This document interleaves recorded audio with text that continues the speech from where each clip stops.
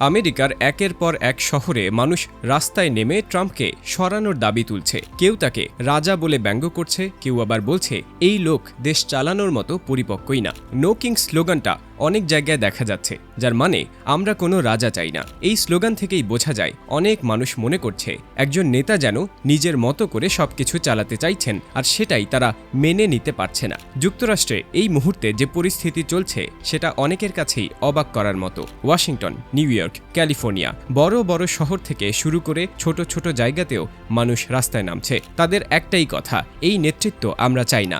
বিষয়টা শুধু স্লোগানে সীমাবদ্ধ নেই, বরং প্রতিবাদের ধরনেও দেখা যাচ্ছে ভিন্নতা। অনেক জায়গায় বিক্ষোভকারীরা ট্রাম্পকে নিয়ে ব্যঙ্গাত্মক উপস্থাপনা করছে, কেউ তাকে ব্যাং রাজা বানিয়েছে, কেউ আবার একদম জেদি শিশুর মতো করে দেখাচ্ছে। বাইরে থেকে এগুলো মজার মনে হলেও আসলে এর ভেতরে লুকিয়ে আছে মানুষের গভীর রাগ আর হতাশা। আরেকটা জিনিস খুব চোখে পড়ছে, কিছু বিক্ষোভে মানুষ আমেরিকার পতাকা উল্টো করে ধরছে। এটা কিন্তু শুধু স্টাইল না, বরং একটা প্রতীক। অনেক সময় এটা বোঝাতে ব্যবহার করা হয় যে দেশ একটা বড় সংকটে আছে, মানে মানুষ শুধু প্রতিবাদী করছে না, তারা একটা শক্ত বার্তাও দিতে চাইছে। এই ঘটনাগুলো দেখেই বোঝা যাচ্ছে পরিস্থিতি সাধারণ কোনো রাজনৈতিক বিরোধের মধ্যে আটকে নেই। এখন প্রশ্ন আসে, হঠাৎ করে এমন ক্ষোভ কেন? অনেক বিশ্লেষক বলছেন এর পেছনে আছে পুরনো কিছু সিদ্ধান্ত আর আন্তর্জাতিক সম্পর্কের টানাপোড়েন। বিশেষ করে ইরান নিয়ে ট্রাম্পের আগের কিছু পদক্ষেপ এখনও অনেকের মধ্যে অস্বস্তি তৈরি করে। যদিও এই বিষয়টা অনেক জটিল, কিন্তু সাধারণ মানুষের ভাবনা খুব সহজ।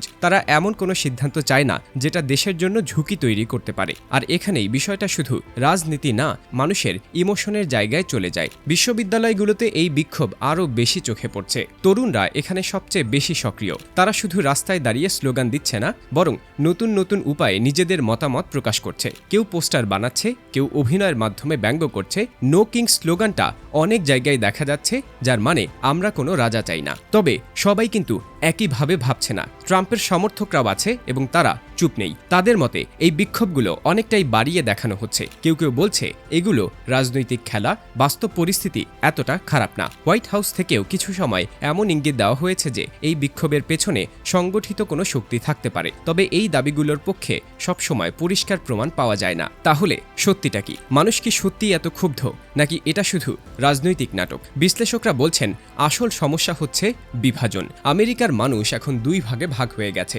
একদল ট্রাম্পকে সমর্থন করে, আরেক দল তীব্রভাবে বিরোধিতা করে। এই বিভাজনই এখন রাস্তায় দেখা যাচ্ছে, আর এই কারণেই ছোট বড় সব জায়গায়ই প্রতিবাদের ছাপ দেখা যাচ্ছে। আরেকটা গুরুত্বপূর্ণ বিষয় হলো এই আন্দোলনগুলোতে তরুণদের অংশগ্রহণ অনেক বেশি। তারা নতুনভাবে নিজেদের কথা বলছে, নতুনভাবে প্রতিবাদ করছে। এটা শুধু একজন নেতার বিরুদ্ধে প্রতিবাদ না, বরং এটা পুরো একটা প্রজন্মের ভাবনার প্রকাশ। তারা দেখাতে চাইছে তারা কি চায় আর কি চায় না। কিছু জায়গায় মানুষ মাইলের পর মাইল হেঁটে এসে এই বিক্ষোভে যোগ দিচ্ছে। এটা দেখেই বোঝা যায় বিষয়টা তাদের জন্য কতটা গুরুত্বপূর্ণ।